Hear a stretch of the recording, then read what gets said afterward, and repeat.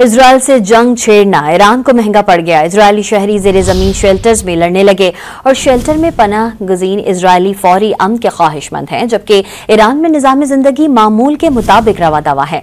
Iran में अशियाए रोजमर्रा, वाफिर और मामूल की कीमतों पर दस्तयाब हैं।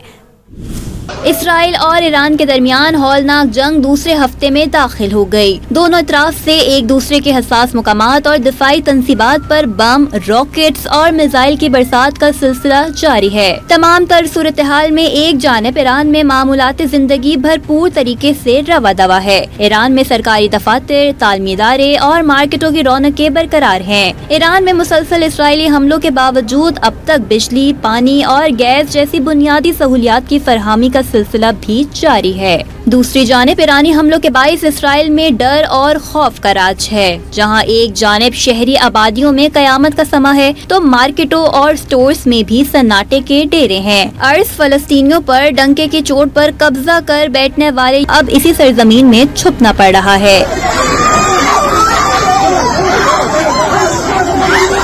बंकर्स और शेल्टर्स में दुबक्के इसराइली सायरन बज उठने पर कांप उठते हैं और अब वो अमन की भीख मांगने पर मजबूर हो गए हैं। Right now I am very scared. इस वक्त मैं बहुत डरी हुई हूँ। ये सूरत हाल मेरे लिए और मेरे पूरे खानदान के लिए बहुत खौफनाक है और मैं कहीं जा भी नहीं सकती। हालात बहुत बुरे हैं, मुझे नहीं मालूम आगे क्या होगा। Now I don't know what जंगी कैफियत के दौरान ये मुस्बत सूरत हाल एक जानिब ईरानियों के अज़्म व हिम्मत की जीती जागती तस्वीर है, तो दूसरी जानिब से होने की असलियत बेनकाब करने के लिए काफी है।